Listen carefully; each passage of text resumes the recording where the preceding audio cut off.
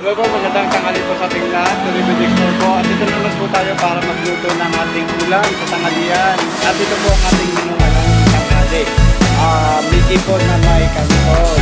Yun. At ito, pakita ko po ang yung mga regalo na ating nilalagay sa ating luto Miki na natin. At naman niyo po ako sa ating luto. At ito na po yung Miki na may 400 grams. Ito natin na lalagay. At meron din po tayo kanton na 110 grams na 106 grams pancit canton. At meron din po tayong mga gulay na sa bagyo. Ito po yung repolyo at saka pichay bagyo. At meron po tayong atay at saka yung puso ng manok. Yun. At meron din po tayong bell pepper at saka magiging. Meron din po tayong sayote at carrot. At meron din po tayong celery. At nakalimutan po natin ilagay yung bawang sibuyas dito sa mga celery kanina. At ito po yung bawang at saka sibuyas nating panggigisa dito sa mga gulay natin bago natin saka sa karne. Ito yung laman loob. At syempre nilagyan na rin po natin ng apoy ang ating kalan para uminit na po ang ating kaldero ng paglulutuan. At syempre habang umiinit pa lang yung paglulutuan natin ng kaldero, lagyan na po natin ng cooking oil or mantika na ating pagkikisahan.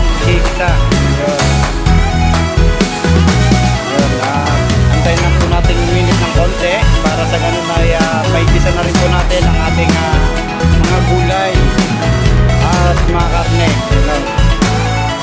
So siyempre, antayin po natin uminit ng ilang sandali. At dahil medyo mainit na po ang ating kaldero, ilagay na po natin yung bawang. Yung bawang. Para pang sa pampasarap, pampaamoy ng aroma, yung aroma ng natin. At maganda po sa katawan ng bawang. Maski malunok na po natin yan, walang problema kasi gamot po yan, herbal din. Herbal medicine din po ang bawang. Marami pong antioxidant. Yun. Tsaka yung sibuyas, lagyan na rin po natin yung sibuyas.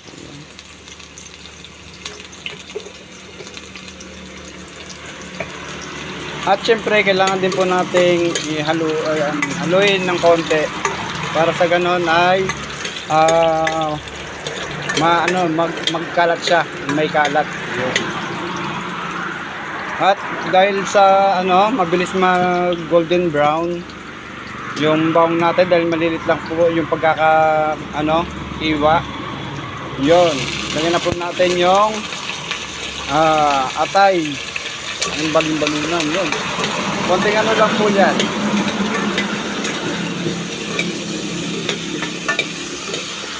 Konting gisa lang po para sa ganun ay magkalasa po yung natin, yung lulutuin nating Miki. Sigurado marami po to. Hanggang hapon na to, hanggang gabi na. Kung hindi maubos mamaya.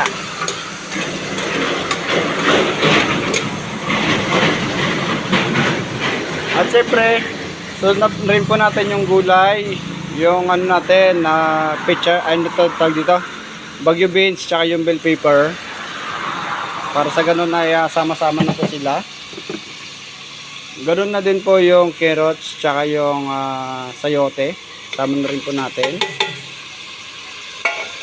Dahil isa lang po yung kamay ko na ginagamit. Ganyan lang po. At syempre, ganoon na rin po yung celery para yung amoy niya rito sa yung ng aroma niya. Kasi siya yung nagpapabango dun sa sa lulutuin nating Miki. So yan na po siya. Sa mga nagtitipid po pwede po rito. Makakatipid po kayo sa pag-ulam nito. Sa mga gusto magtipid. At siyempre, sarapan nyo na rin po ang pagluluto nyo pagka nagluto kayo nito. Dahil kayo rin po ang kakain. Ay, nako. So, yan na po yung ano natin. Pagkagisa ng ano natin. Ng karne, tsaka gulay. Ngayon, kailan na rin po natin isunod yung repolyo. Tsaka yung pechay bagyo. Para sama-sama na po sila dyan.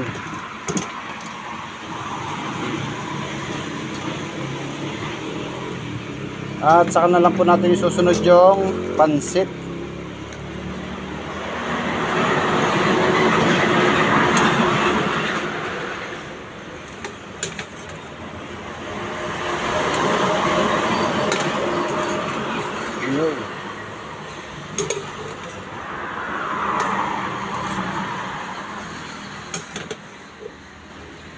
Yun po yung ating pagkain ngayong tanghali.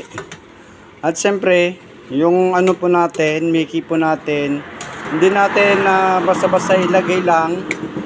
Kailangan po natin ano yun, basahin para sa ganon ay tag dito, para sa ganon po ay matanggal po yung alat kasi may pagkaalat po yan. Yung Mickey na yan, kaya hindi siya basta-basta napapanis, nasisira. Maalat po yan. So ngayon, naano na po natin ng konti, nagisa na po natin. At umano na po yung ano, oy, sumasayaw. Sumasayaw po ang ating kaldero. Yon. At ito na po ang ating Mickey, nalagyan na po natin ng tubig. At para mabawasan na po yung alat, mga lods, mas maganda mabawasan yung alat kasi maalat po siya, para pagdating dito sa ano natin, sa paggigisa natin, di po siya maalat na. Nasa ano na yon, nasa tamang timpla na po siya. Yon. Titimpla na lang po natin ng kung gaano siya kaalat, gaano siya kasarap. Yon. Yun na po ang ating paglalagay. Ito, nilagay na po natin yung Mickey natin, mga lods. At ngayon, nilagay na po natin yung Mickey. Sunod na po natin yung kanton.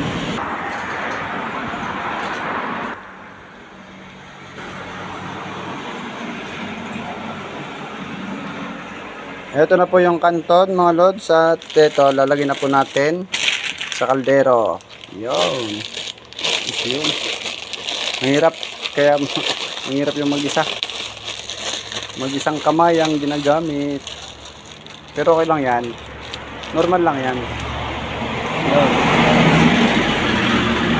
So, dahil kailangan po natin ng tubig, lagyan po natin ng konting tubig. So, mga dalawang ganito po ang ating ilalagay na tubig para magkaroon ng ng sabaw. So, ayan po natin kumulo muna ang ating niluluto. Para makita po natin kung gaano pa karami yung tubig natin ilalagay. So nakadalawang na po ako, platito, mangkok na inilagay. Yun. Para hindi naman po masyadong masabaw. Yun. Sa sobrang dami na po nito, sarap, grabe. Napaparami na naman ang kain ko nito. Nako, tayo dyan. Napakasarap.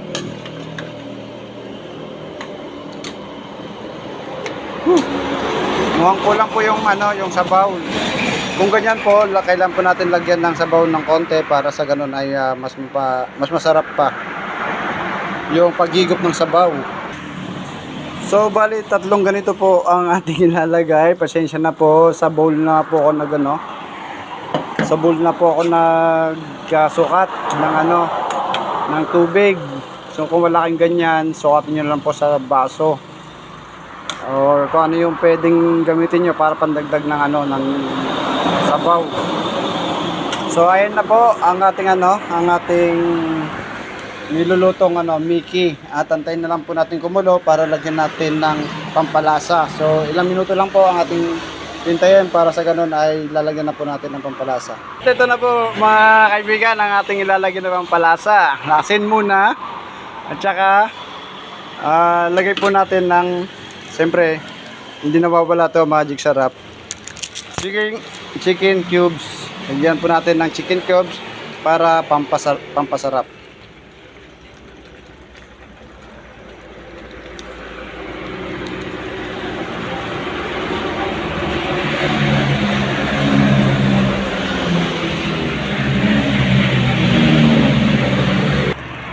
At ito po yung cubes.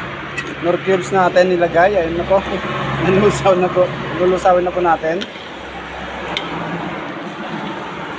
At lagyan po natin ng magic sarap para pampalasa.